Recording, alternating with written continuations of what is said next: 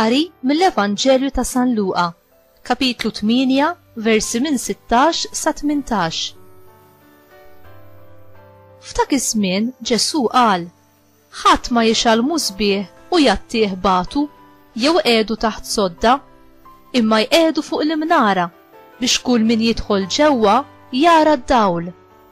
Għax ma hemm xejn moħbi li ma għadx jidher, u xejn ma hemm mistur li ma għadx jinaraf u jinġieb għad-dawl. Mela għodu attenti kif tisimgħu, għax min għandu jingħatalu u min m'għandux jittieħidlu saħansitra dak li jaħseb li għandu.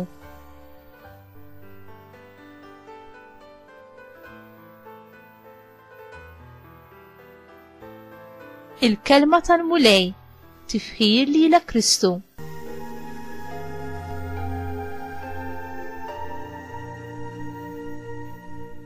Ġesu, fost oħrajn, juża l-immaġni tal-musbieħ biex jiddeskrivi kif id-dixxipli għandhom jgħixu fid-dawl tal-verità u l-imħabba.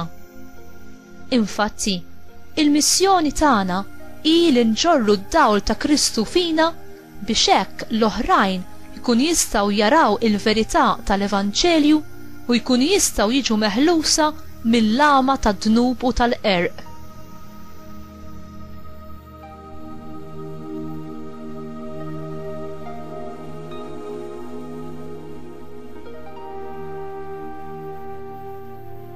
Ġesu jirrimarka li xejn ma jista' jibqa' moħbi jew fis-sigriet.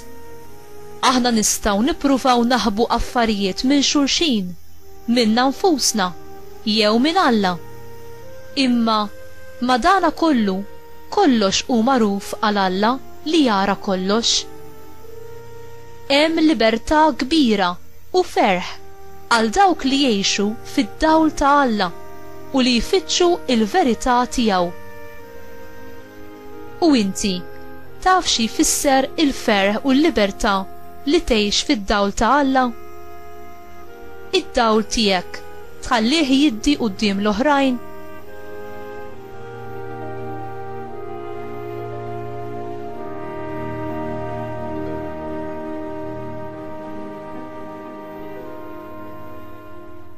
Mulej, int mexxin bid-dawl tal-verità tiegħek lis-salva.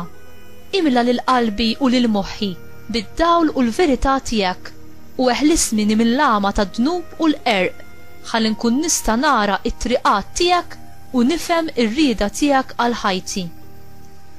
Għażiża Marija, għatini int l-għajnuna li neħtieġ ħalli jiena niddi id-dawl tal-verità ta' ibnek quddiem daw kollha li ibnek joġbu jlaqqani magħhom.